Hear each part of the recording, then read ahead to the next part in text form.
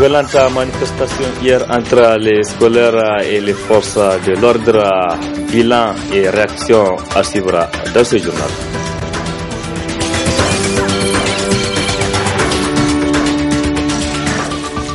La situation socio-politique du Niger au centre d'une déclaration de l'association des jeunes avocats du Niger, la teneur dans un instant.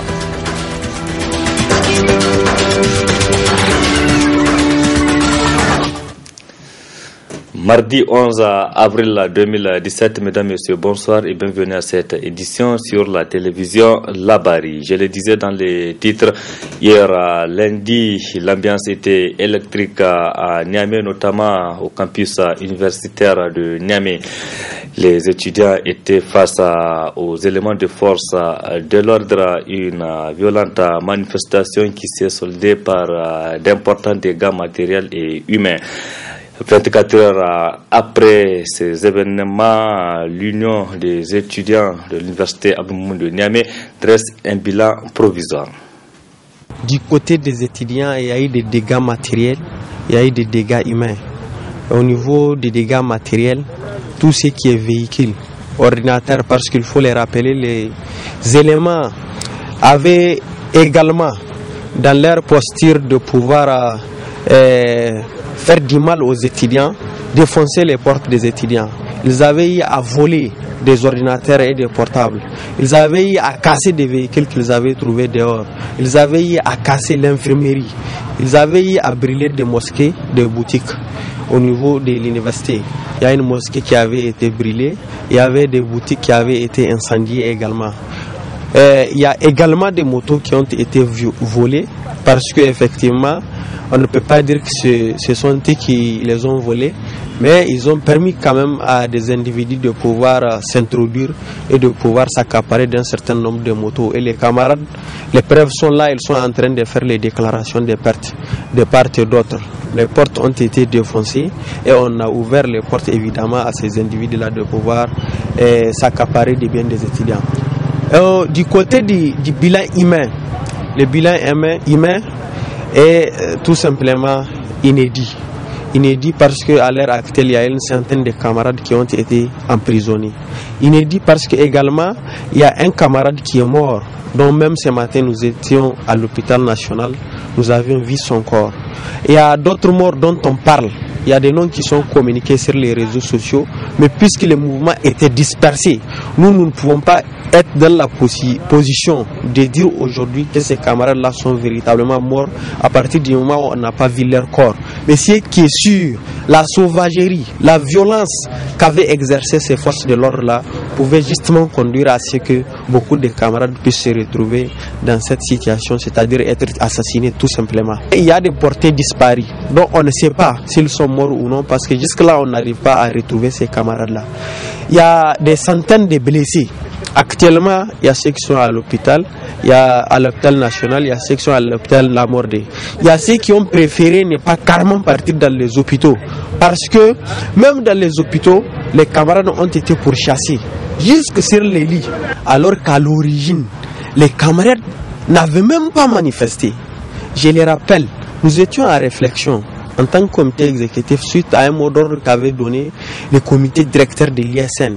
Le comité directeur avait, suite à cela, donné un autre mot d'ordre de 72 heures où il a eu à demander aux différentes sections de manifester leur mécontentement dans un esprit démocratique. Ça a servi de prétexte aux éléments de force de l'ordre de pouvoir venir très tôt à 4 heures du matin déjà barricader la voie. J'ai suivi Ben dans son discours démagogique où il disait que c'est les étudiants qui avaient barricadé la voie. La preuve, le bus n'avait même pas circulé. Et d'habitude, c'est avec le bus qu'on crée les conditions de barricader les voies. C'était là donc le secrétaire général de l'Union des étudiants nigériens de l'université de Niamey qui dressait un bilan provisoire des événements d'hier. Les mêmes événements qui ont conduit le ministère en charge de l'enseignement supérieur de prendre la décision de fermer provisoirement le campus universitaire. Une décision dont les conséquences sont visibles. Les bâtiments sont condamnés. Beaucoup d'étudiants ne savent plus à quel sein s'est voué. Constat dans cet élément. Après l'annonce de la fermeture du campus universitaire par le ministre en charge de l'enseignement supérieur suite aux échauffourées du lundi, ce mardi, l'ambiance est calme, moins de mouvements dans la cité. Les entrées des bâtiments sont condamnées, les quelques étudiants sont sur le point d'évacuer leurs valises. Une situation condamnée par l'Union des étudiants de l'université Abdou Moumouni de Niamey. Aujourd'hui, ils ne peuvent pas nous appeler. Ils ne peuvent pas nous appeler dans la mesure où ils n'ont pas de réponse. Ils n'ont pas de réponse à nous donner clairement. La seule réponse, c'est de fermer la cité universitaire. En même temps, demander peut-être que les activités académiques vont continuer leur cours normal, permettre à certains de pouvoir venir faire leurs examens ou leurs cours. Or, c'est pratiquement impossible parce que nous avons des revendications et nous allons aller jusqu'au bout. Ce n'est pas les emprisonnements, ce n'est pas les jets de gaz sur nous, ce n'est pas la fermeture de la cité, ce n'est pas les tueries, les assassinats, parce qu'on en a fait depuis 83 à nos jours, on a toujours tué. Mais ce qu'il faut reconnaître, c'est que la 7e République a brillé par sa capacité à tuer chaque 2 ans un camarade au niveau des scolaires. L'UNUN pointe du doigt le recteur comme seul responsable des actes de vandalisme enregistrés dans le campus universitaire le lundi. Un autre monsieur, que les étudiants ne doivent pas perdre de vie, qu'il est l'ennemi principal aujourd'hui des étudiants, c'est bel et bien monsieur le recteur de l'université du monde de Niamey.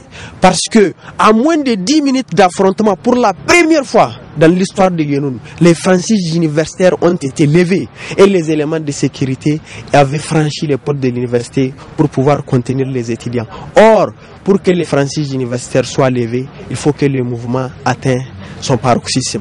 Or, il n'était nullement le cas parce que on a été provoqué, les camarades étaient dans leur chambre en train de se coucher parce qu'il y avait des mots d'ordre quand on a commencé à nous arroser. Donc 10 minutes, en moins de 10 minutes, je vous dis, les recteurs avaient dit aux assassins, rentrez et assassinez les étudiants parce qu'en réalité, ils ne sont pas nos fils sont ailleurs, tout comme les fils de gouvernants. Donc de vous à nous, nous pouvons nous entendre pour pouvoir tuer les fils de pauvres qui étudient ici à l'IAM.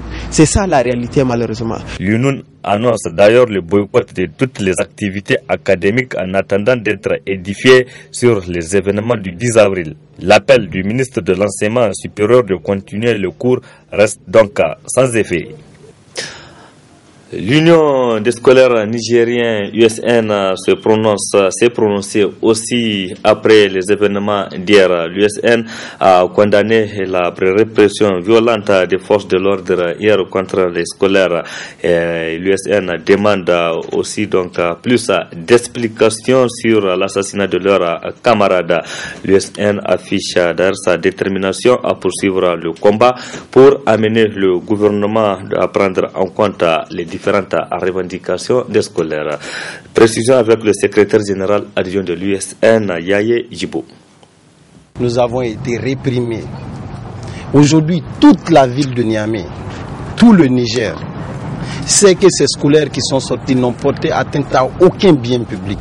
Ils n'ont porté atteinte à aucune personne physique, qu'elle soit civile, qu'elle soit militaire, qu'elle soit policière, qu'elle soit de la garde. Nous n'avons porté atteinte à personne. Nous avons été lâchement, violemment attaqués par les forces de l'ordre sous l'ordre de certaines personnalités de ce pays. Et je le dis, il faudrait que l'opinion nationale et l'opinion internationale le comprennent. Il y a eu des morts, il y a des arrêtés, il y a des portés disparus. Et il y a des blessés graves et très graves d'ailleurs, qui ont été percutés avec le véhicule de la police. Il y a des véhicules qui ont été tirés et qui ont fait des tonneaux à Harobanda. Je crois que le minimum, que vous soyez policier, que vous soyez de la garde, que vous soyez gendarme, nous sommes vos frères. Mais l'histoire va rester. L'histoire dira que la police, la gendarmerie et les gardes ont assassiné. Et je suis sûr que ces camarades assassinés ont leurs frères à la police, ont leurs frères à la gendarmerie, ont leurs frères chez les gardes nationales. Et le minimum, c'est que quand vous recevez un ordre, surtout venant d'un homme politique, c'est de vous sur le terrain de vous comporter en toute responsabilité. Ces hommes politiques que vous voyez, ils n'ont aucune pitié pour ce pays et ils l'ont démontré hier. Pour le cas des assassinats, je reviens sur le cas de Bagalé. Il était arrêté devant la grande porte du campus, en train de discuter, avant que il n'y avait même pas mouvement d'abord au campus, où il n'y avait même pas intention de mouvement en tant que tel. Parce que ce n'était pas obligé que tous les scolaires rejoignent le rond-point de la concertation, la place de la concertation. C'était celui qui pouvait venir. Parce qu'on savait qu'on était face à des personnes il fallait faire très attention. Il a eu un tir tendu d'un gaz lacrymogène sur la nuque. J'ai été personnellement à la morgue pour constater. Et quand j'étais à la morgue, je le dis parce qu'il y a assez de polémiques par rapport au nombre de morts. Par rapport au nombre de morts, moi quand j'étais à la morgue hier à 18h, de 18h jusqu'à 19h30, il y avait 5 corps qui étaient dans la morgue.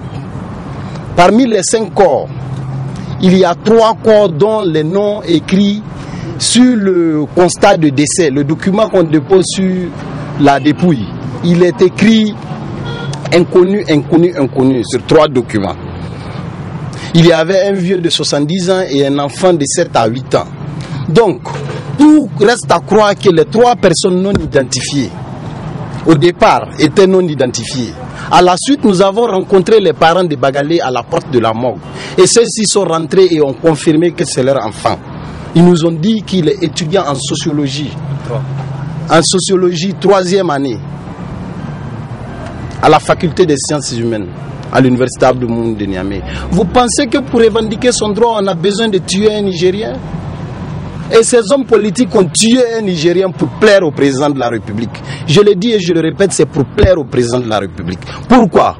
Nous avons constaté que hier lundi, il y avait un passage présidentiel à 8h et il y a eu un retour à 21h. La garde présidentielle a fait un jalonnement. Donc il est quoi? Qu'est-ce qui s'est dit, ces hommes politiques? Nous, Issoufou nous a nommés, donc il ne faut pas qu'ils comprennent que ça ne va pas dans ce pays. Donc il faut pilonner ces étudiants-là, pour que quand le président passe et repasse, ils ne constatent pas que ça ne va pas à Niamey. Et j'aimerais que j'appelle au sens élevé de la responsabilité du président de la République.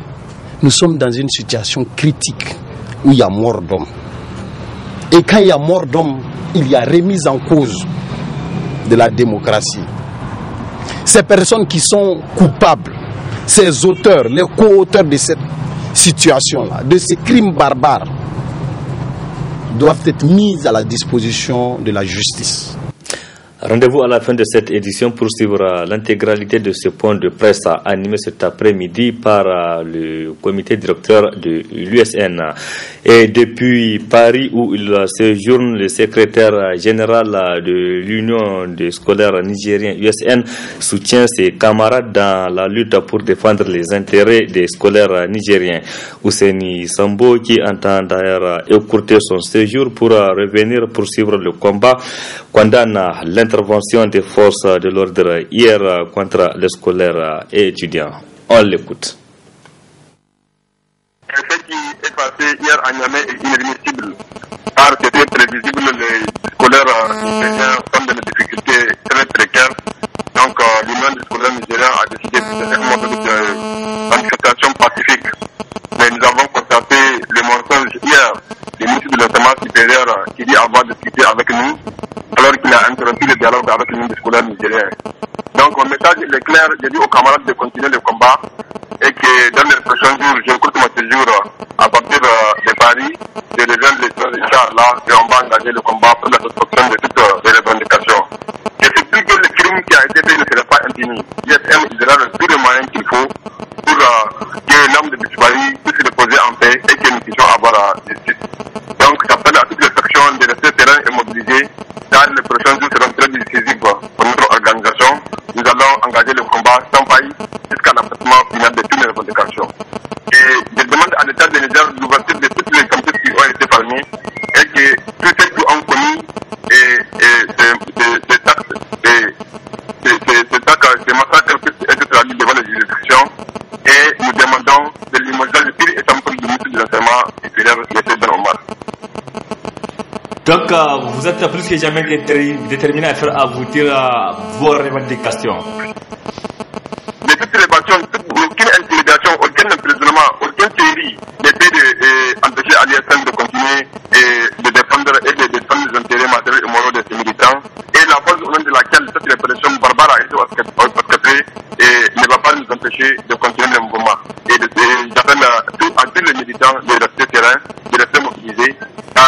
nous allons arracher des grands acquis par rapport aux revendications des scolaires et étudiants du Niger.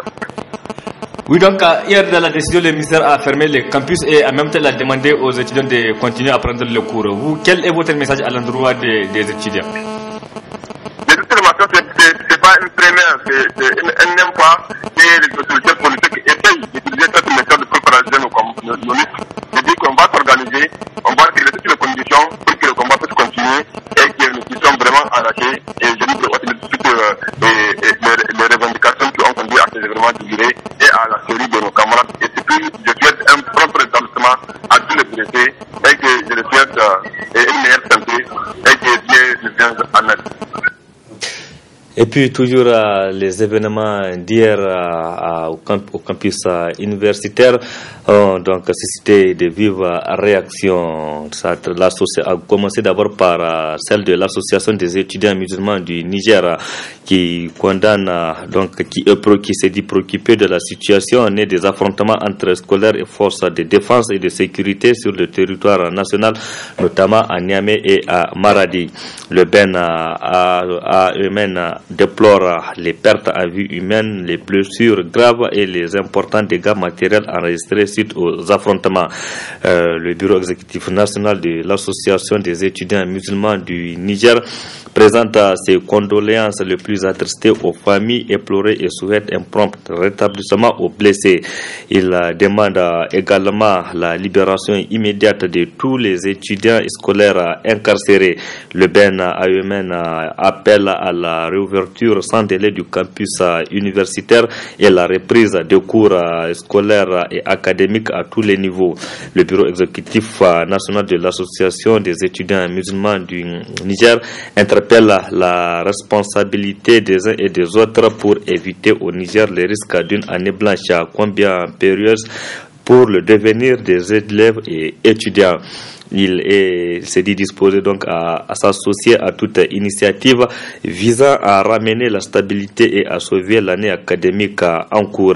Le Ben donc le bureau exécutif national de l'association des étudiants musulmans du Niger demande à tous les citoyens de prier Allah le Tout-Puissant pour qu'il ramène la sérénité dans le secteur des différents, dans le cœur du moins des différents acteurs. Un autre communiqué de presse toujours relativement aux événements d'hier au campus universitaire, c'est celui de l'association alternative Espace Citoyen.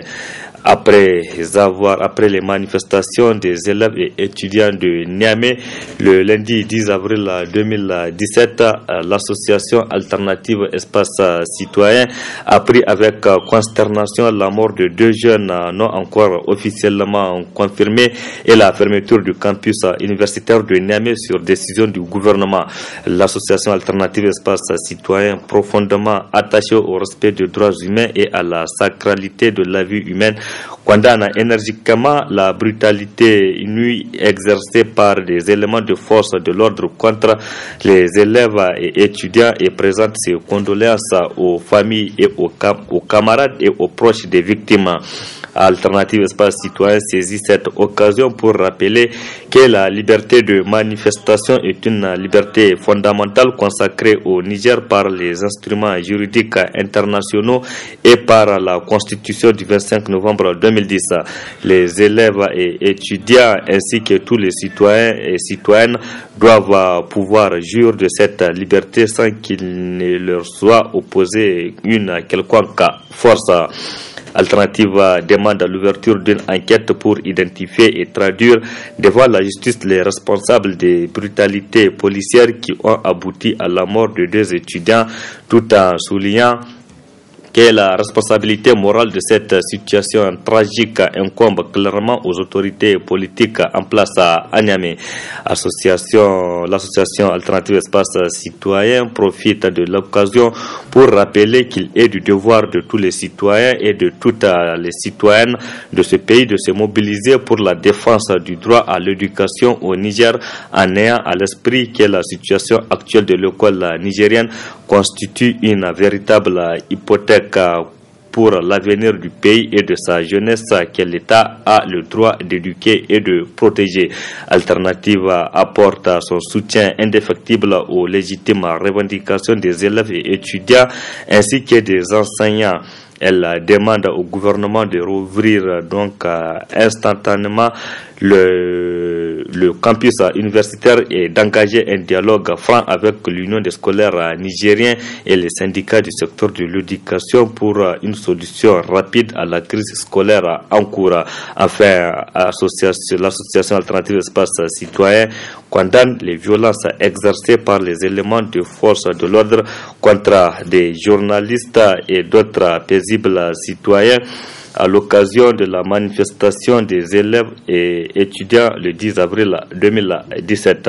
C'était là donc le communiqué de presse d'Alternative Espace Citoyen signé ce mardi 11 avril par Moussa Tchangari. Toujours relativement à cette situation, c'est le réseau des radios et télévisions indépendantes du Niger réuni en session extraordinaire ce mardi 11 avril afin de se prononcer sur l'agression physique dont a été l'objet le lundi 10 avril le journaliste du groupe de presse Canal 3 Ilrich Benjamin par des éléments de force de l'ordre. Le bureau exécutif des radios et télévisions indépendantes du Niger, cadre fédérateur des organes de la presse audiovisuelle privée, rend public le communiqué de presse ci-après. Le réseau des radios et télévisions indépendantes du Niger s'indigne de la brutalité dont fut l'objet le journaliste du groupe de presse Canal 3 alors qu'il était en reportage sur le campus. Ce n'est pas pour la première fois, poursuit ce communiqué, que des journalistes reporters issus de la presse privée audiovisuelle ont été agressés physiquement. Ce genre d'agissement illustre à plus d'un titre les difficultés que les employés de la presse privée rencontrent régulièrement sur le terrain. Le réseau des radios et télévisions indépendantes du Niger condamne énergiquement les agressions répétées contre les hommes de médias dans l'exercice de leurs fonctions. Présente par le présent communiqué, le réseau interpelle les autorités qui ont pour obligation de protéger la presse en général afin qu'elle joue correctement son rôle. Par ailleurs, le réseau demande aux journalistes reporters de faire preuve de vigilance et de professionnalisme lors de couverture des manifestations à haut risque. C'était là donc le communiqué de presse du réseau des radios et télévisions indépendantes du Niger, signé ce mardi 11 avril par le président du réseau, Maman Mamadou. Toujours réaction après les événements d'hier, celle du réseau panafricain pour la paix, la démocratie et le développement REPAD. Le REPAD condamne avec la dernière énergie la répression sauvage et barbare dont ont été victimes les élèves, les étudiants et les journalistes ainsi que des citoyens innocents. Apporte son soutien indéfectible aux élèves et étudiants de leur noble combat pour la satisfaction de leurs justes et légitimes revendications. Exprime toute sa compassion et sa solidarité aux familles des victimes, souhaite un prompt rétablissement aux blessés et prie Allah d'accepter les disparus dans son éternel paradis. Le REPAD exige l'ouverture d'une enquête judiciaire indépendante afin que les commanditaires et auteurs de ces actes ignobles et du crime crapuleux répondent de leur forfaiture. Il demande la rouverture et la démilitarisation de toutes les cités universitaires et exige la satisfaction sans délai des justes et légitimes revendications des scolaires. Le REPAD lance un appel à toutes les parties prenantes de privilégier le dialogue et demande au chef de l'État de mettre à la disposition de la justice tous les ministres et autorités impliqués dans les événements malheureux de la journée du 10 avril 2011 qui nous rappelle avec beaucoup de peine celle du 9 février 1990 où 3 scolaires furent également assassinés par des forces de l'ordre, conclut le REPAD. Autre aspect de cette édition, l'association des jeunes avocats du Niger était en conclave cet après-midi à l'effet de se pencher sur la situation sociopolitique qui prévaut au Niger. Une déclaration a sanctionné cette rencontre de jeunes avocats. Elle nous est résumée ici par Adamou Soumana et Nasser Seydou. La situation sociale de plus en plus tendue ces derniers jours dans le pays ne laisse pas indifférente l'association des jeunes avocats du Niger. Elle a fait cas de sa préoccupation à travers une déclaration rendue publique.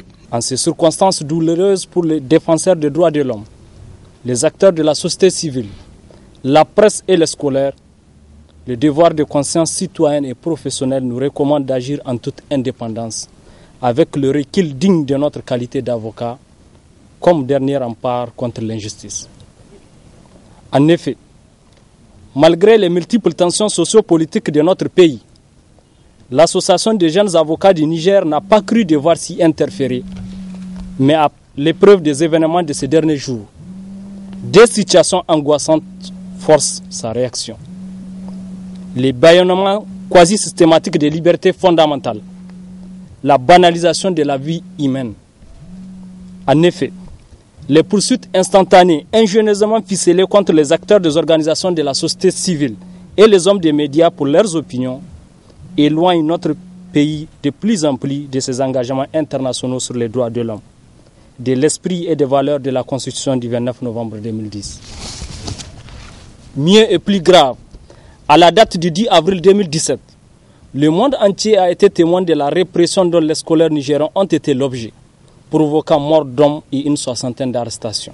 Face à cette situation, la jeune association dit ne pas rester les bras croisés et demande à tous les acteurs de la vie nationale d'œuvrer pour que les auteurs directs et indirects des agissements ayant entraîné mort d'hommes soient identifiés et poursuivis.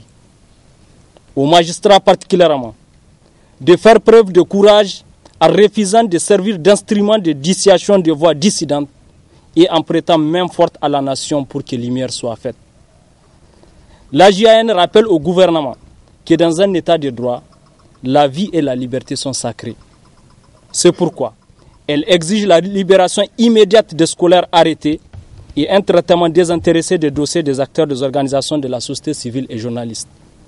D'ores et déjà, les jeunes avocats du Niger décident de se rendre tout de suite dans les locaux de la police pour s'assurer des conditions de détention des scolaires arrêtés. En souhaitant prompt rétablissement aux blessés, présentant nos condoléances à la nation toute entière, la JAN est convaincue d'une évidence. La lutte pour le respect des droits humains ne nécessite ni héros, ni messie. Elle fait partie de ses missions. Au-delà de son engagement fort pour le respect des droits humains et de la démocratie, l'Association des jeunes avocats du Niger souhaite prompt rétablissement aux blessés tout en présentant ses condoléances à la nation tout entière. Poursuivi pour concussion par le parquet, l'acteur de la société civile Michael Zodi était ce matin devant le juge. Après son audition par celui-ci, le délibéré est renvoyé au 18 avril prochain. Un des acteurs de la société civile ne cache pas son optimisme quant à l'issue de ce procès. Suivant à ce propos, Issa Garba, il est acteur de la société civile. Notre camarade Mekoul Zodi, qui est coordonnateur de la campagne internationale Tournons la page Niger, a été présenté aujourd'hui devant le tribunal de grande instance hors classe de Niamey en ce qui concerne le flagrant et le délit de concussion pour lequel le parquet le poursuit. Effectivement, il a comparé, la plaidoirie s'est bien passée, les avocats ont plaidé vraiment le cas de notre camarade et le délibéré a été mis pour le 18 de ce mois-là, le 18 avril. Donc nous attendons vraiment le délibéré du 18 pour savoir réellement ce qui sera retenu contre notre camarade. Et nous croyons à l'indépendance de la justice et nous pensons que vraiment cette indépendance va prévaloir en ce qui concerne le cas de notre camarade. Ouverture ce matin d'un atelier de validation des études de faisabilité technique des collecteurs dans la ville de Niamey. Une des actions du projet de gestion des risques de catastrophe et de développement urbain. Le point avec Asma Oseidou et Aboubakar Souley. Entièrement financé par le projet de gestion des risques et catastrophes et de développement urbain PGRCDU, cet atelier de validation des études de faisabilité technique des collecteurs dans la ville de Niamey, objectif c'est de contribuer à la réduire de la vulnérabilité des populations exposées au risque d'inondation. L'objectif du développement du projet est d'améliorer la résilience des populations nigériennes face aux risques naturels grâce à un certain nombre d'interventions liées à la maîtrise des inondations sur les sites ciblés du projet et au renforcement des capacités du gouvernement à répondre favorablement et efficacement en situation de crise ou d'urgence. La mise en œuvre satisfaisante du projet fera en sorte que la gestion des risques de catastrophes et l'adaptation au changement climatique soient bien intégrées dans les instruments de développement durable à tous les niveaux. La zone d'intervention couvrant les régions de Tillabéri, Niamey, Dosso et Difa, totalisant ainsi 104 communes. Les investissements prévus dans la région de Niamey au titre du projet de gestion des risques de catastrophes et de développement urbain se chiffrent à plus de 20 milliards de francs CFA. Il s'agit du collecteur S1, donc du quartier Kwarakano au niveau du premier arrondissement, du collecteur S3 des quartiers Riyad, Dar es Salaam et Boubiel au niveau du deuxième arrondissement, du collecteur S4 au niveau des quartiers Bani Fandou et Lazare, du collecteur S5 des quartiers Bani Fandou 2, Cité Kess et Couronne Nord, et le collecteur S6 du quartier Banga Bana au niveau du 5e arrondissement.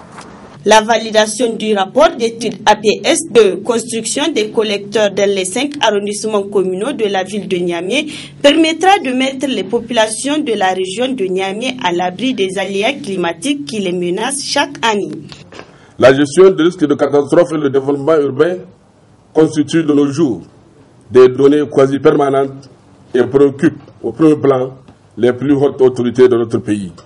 C'est pourquoi la réduction de la vulnérabilité des ménages aux catastrophes naturelles est devenue une priorité essentielle pour notre gouvernement, pour le gouvernement de la République du Niger, qui a initié et mis en place avec l'appui financier de la Banque mondiale le projet de gestion des risques de catastrophes et de développement urbain PGRCDU, et cela suite aux inondations de 2012.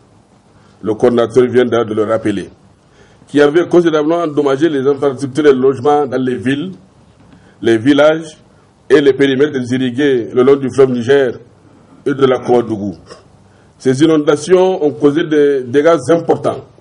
16 430 ménages sinistrés, soit 547 521 personnes affectées, dont 102 pertes en vies humaines, ainsi que des milliers d'hectares de terres de cultures affectées.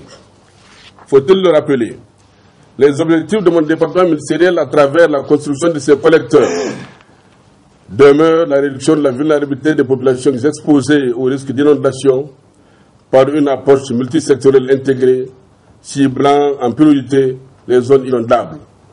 Les importants investissements réalisés dans ce sens, dans la zone des écoles de l'amitié Niger-Turquie, sont assez édifiants.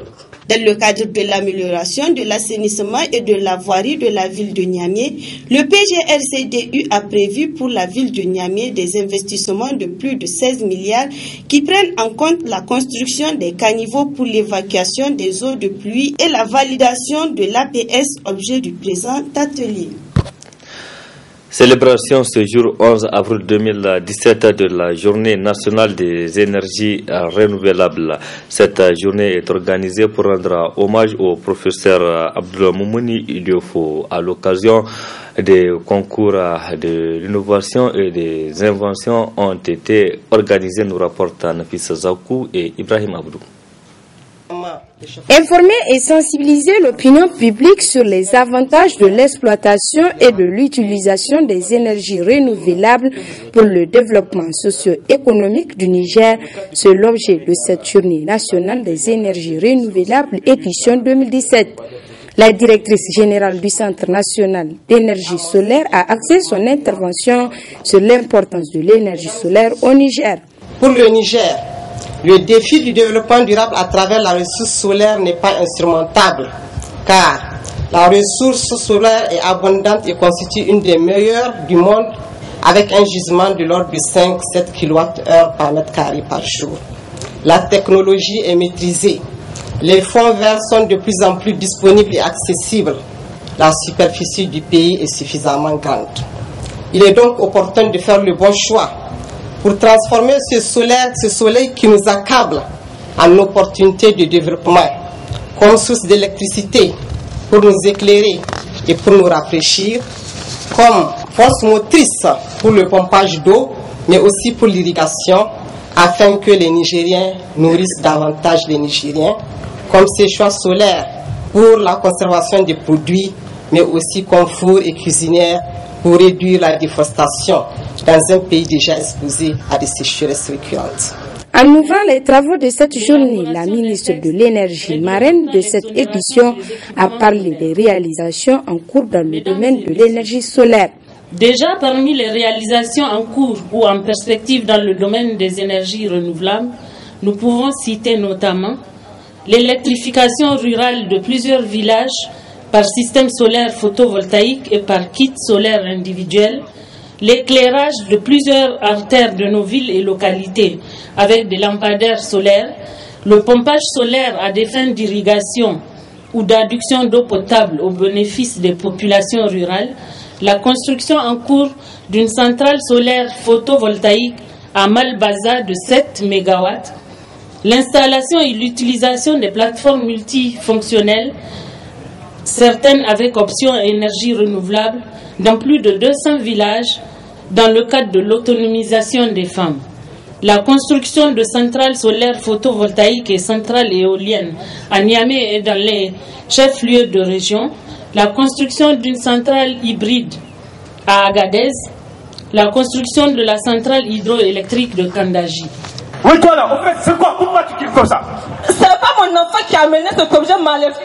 Des sketchs danse traditionnelle slam et des témoignages sur la vie du professeur Abdou Moumouni Diofo ont tenu en haleine le public.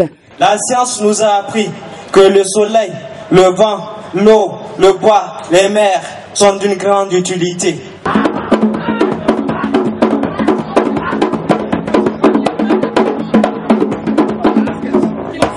Des concours, notamment sur l'innovation, la créativité et sur les logos, ont été organisés à l'occasion de cette journée et les lauréats se sont vus récompensés. C'est par la visite des stands que la cérémonie a pris fin.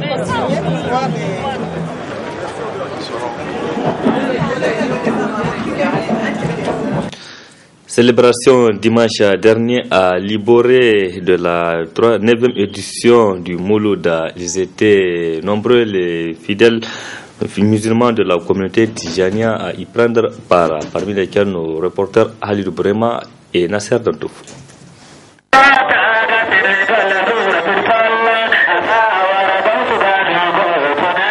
Ils sont nombreux les fidèles musulmans de la communauté Tijania de Liboré et Tonkobangu à prendre part à cette 5e édition du Mouloud, animée par différents ulémas de cette localité au vu de l'importance que revêt cette activité religieuse.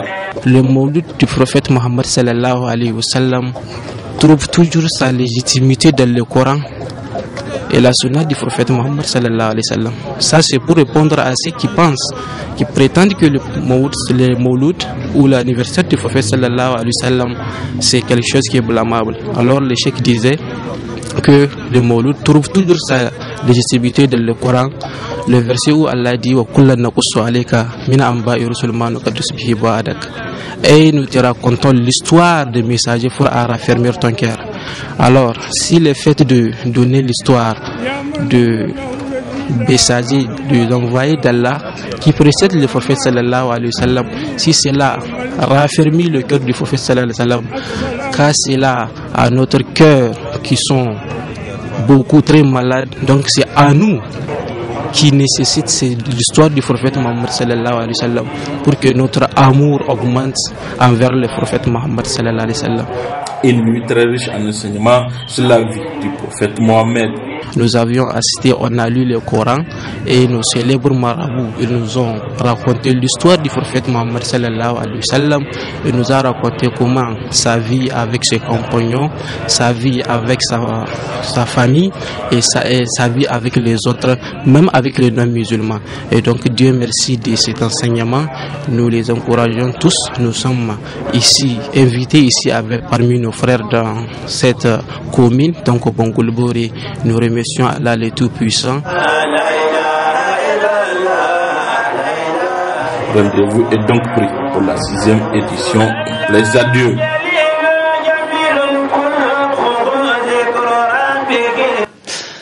Le comité directeur de l'Union des scolaires nigériens était face à la presse cet après-midi pour un point de presse relativement aux événements d'hier. Le CDUSN a fait le point et je vous propose de suivre l'intégralité. Très bonne réception. Nous avons été réprimés.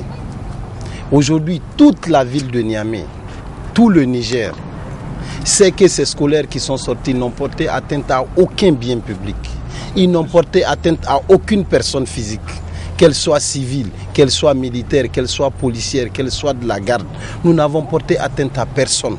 Nous avons été lâchement, violemment attaqués par les forces de l'ordre sous l'ordre de certaines personnalités de ce pays.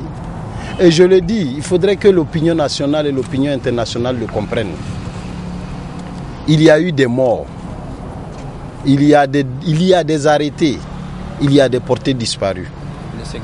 Et il y a des blessés graves et très graves d'ailleurs, qui ont été percutés avec le véhicule de la police. Il y a des véhicules qui ont été tirés et qui ont fait des tonneaux à Harobanda. Je crois que le minimum, que vous soyez policier, que vous soyez de la garde, que vous soyez gendarme, nous sommes vos frères. L'histoire dira que la police, la gendarmerie et les gardes ont assassiné. Et je suis sûr que ces camarades assassinés ont leurs frères à la police, ont leurs frères à la gendarmerie, ont leurs frères chez les gardes nationales. Et le minimum, c'est que quand vous recevez un ordre, surtout venant d'un homme politique, c'est de vous sur le terrain de vous comporter en toute responsabilité. Ces hommes politiques que vous voyez, ils n'ont aucune pitié pour ce pays et ils l'ont démontré hier. Pour le cas des assassinats, je reviens sur le cas de Bagalé. Il était arrêté devant la grande porte du campus, en train de discuter. Avant que il n'y avait même pas mouvement d'abord au campus, où il n'y avait même pas intention de mouvement en tant que tel. Parce que ce n'était pas obligé que tous les scolaires rejoignent le rond-point de la concertation, la place de la concertation. C'était celui qui pouvait venir. Parce qu'on savait qu'on était face à des personnes il fallait faire très attention.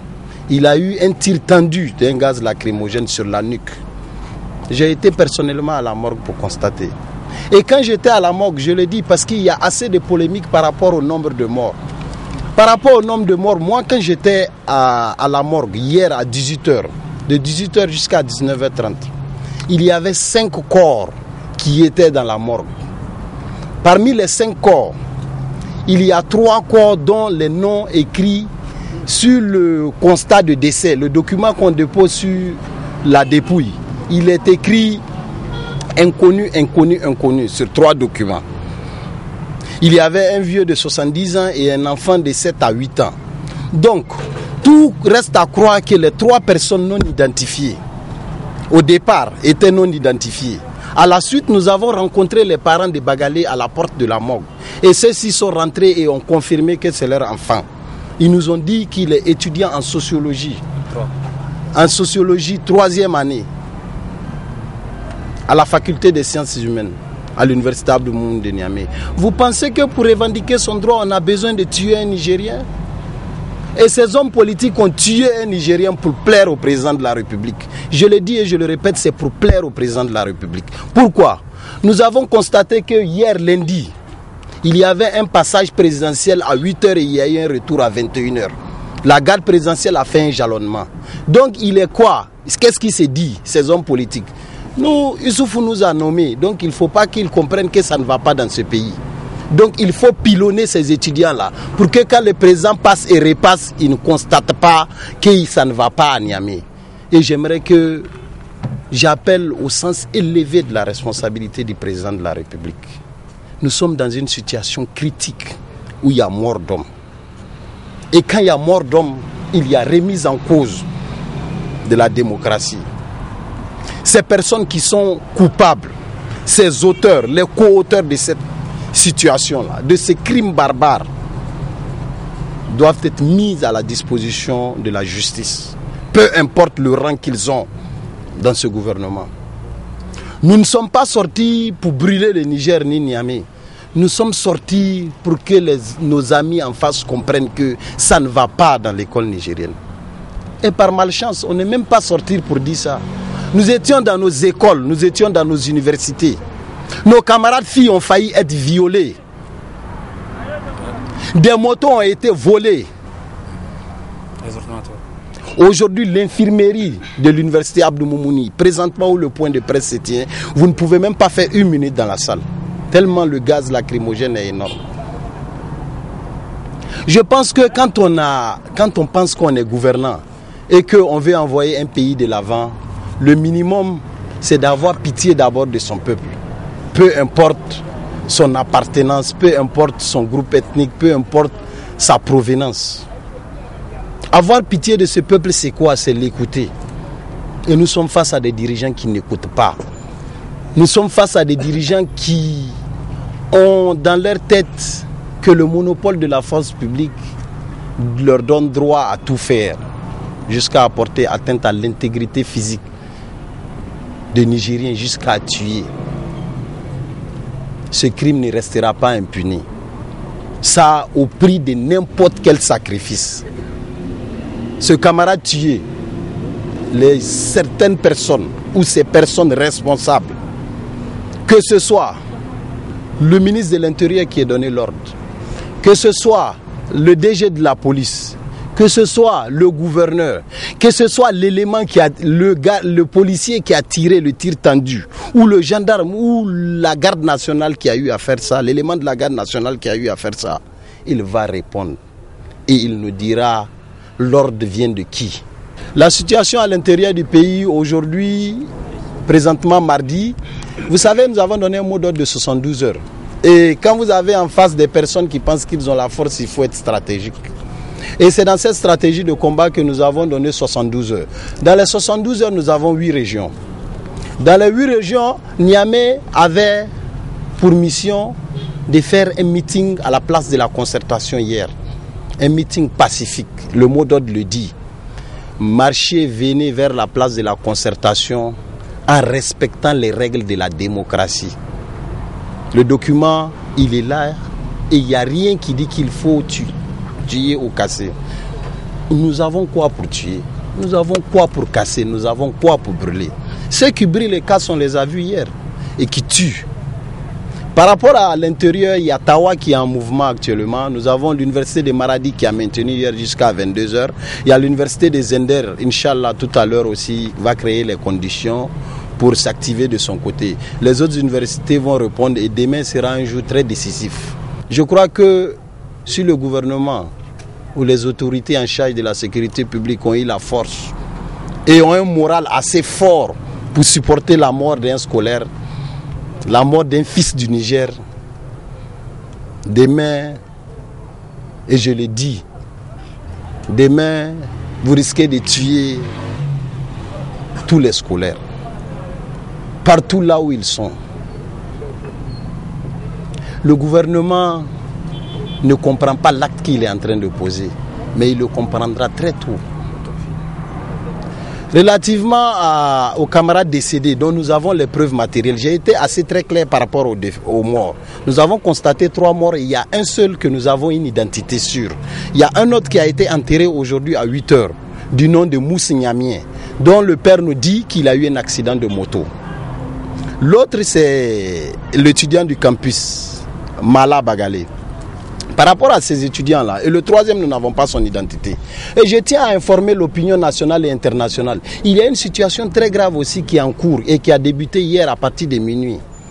Tous les étudiants médecins dans les hôpitaux ont été chassés par le gouvernement, prétextant que s'il y a mort d'homme et qu'ils cachent la mort, ils vont dire à leurs camarades étudiants. Donc il faut les chasser des hôpitaux. Ils ont tous été chassés. Et je leur apporte mon soutien et je les félicite pour le travail qu'ils ont abattu hier. Ils ont été nobles et Dieu le leur rendra. Par rapport à la question du défunt, il faut prendre toutes les dispositions pour vous protéger d'abord, ensuite protéger les autres. C'est dans cette optique que nous demandons le corps de notre camarade Mala qui est au niveau de la morgue, que les organisations internationales qui prétendent ou qui défendent les droits de l'homme de venir constater de visu l'état dans lequel est notre camarade. Je vous jure que difficilement vous pouvez regarder le corps de ce camarade-là. Difficilement. Et ça fait pitié. Quand il pense que c'est un Nigérien, parce qu'un politicien lui a dit de prendre un gaz lacrymogène pour tirer. Je crois que c'est pitoyable. Nous demandons que les organisations internationales viennent à la morgue et fassent une autopsie. Que l'autopsie soit parrainée par les organisations internationales. Nous ne voulons pas d'une autopsie des assassins. Nous ne voulons pas que ceux qui ont tué notre camarade soient ceux-là encore qui nous diront qu'est-ce qu'il a tué. Nous avons vu ce qu'il a tué, mais nous savons les manœuvres politiques. Aujourd'hui, nous sommes sûrs et certains que ces personnes-là vont essayer de justifier cette mort-là à la télé. Et ça, je vous assure, vous allez les voir dans les prochains jours, en boubou, venir dire aux Nigériens que voilà ce qui s'est passé. Si comme on peut justifier la mort de quelqu'un, elle n'est pas justifiable, assumez-vous, rendez vos démissions, rentrez chez vous. Que vous soyez ministre ou pas, que vous soyez président ou pas, vous allez vivre. La politique n'est pas une fin, elle est un passage. Et quand on est dans un passage dans la vie, il faut être serein, il faut être honnête, il faut être digne. Nous ne sommes pas face à des dirigeants dignes.